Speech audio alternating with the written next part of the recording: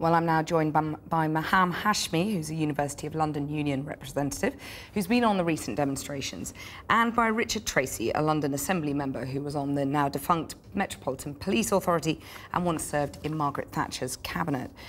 Well, Richard Tracey, when you look at the footage of police punching a protester, I assume you'd be concerned about that. Yes, I mean, when you look at it as a clip in a report from yourselves or from some of the stations, absolutely.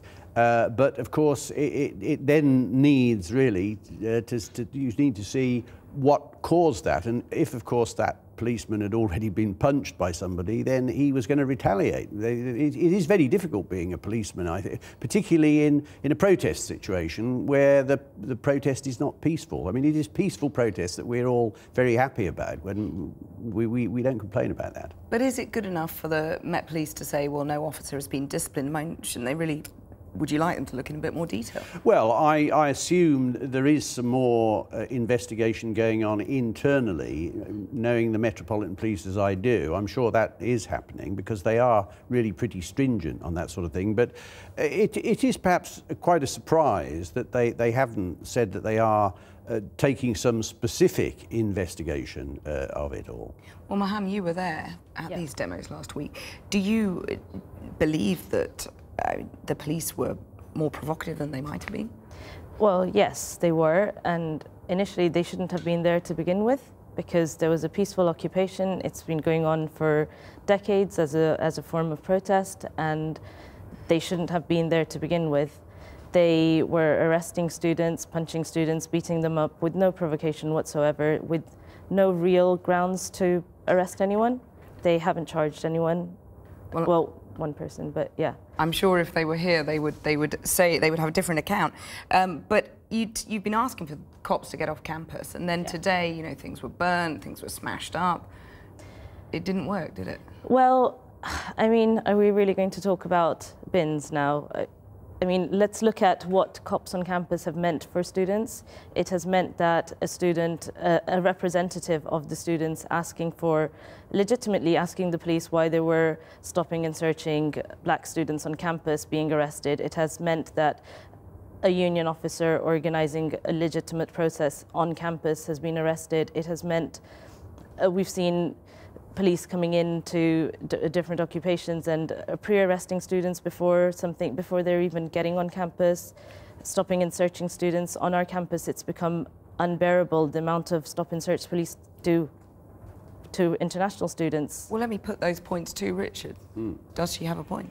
Well, I think that the university authorities, of course, have got to call in the police if they feel that there is going to be damage or there's going to be some violence. And I assume that is exactly what's happened. This has been happening at various universities across the country. The university has released a statement saying they did not call the police on campus.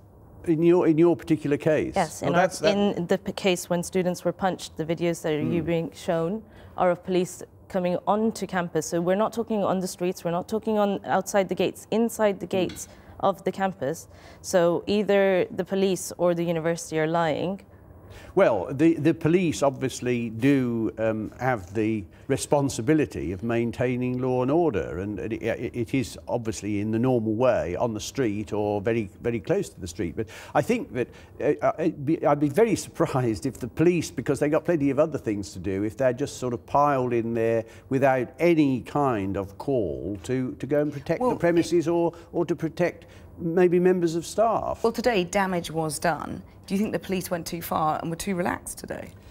I would doubt that. I mean, frankly, the Metropolitan Police are now a very professional force. And they are really very astute about how they use force, and there have been the various incidents. You'll no doubt remember the G20 was the major one when all the protests in the city, and the police have learned a lot from all those sort of events. And I remember when I was in the Metropolitan Police Authority, we did investigations, very, very detailed investigations into all that.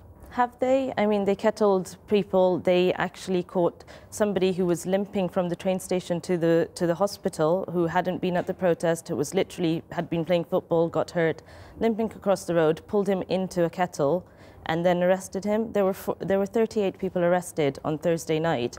A lot of them were passerbys. So we do have, again, what happened at the G8 protest, where workers who just happened to be in a place were kettled for hours and then taken... But there was criminal damage today, wasn't there?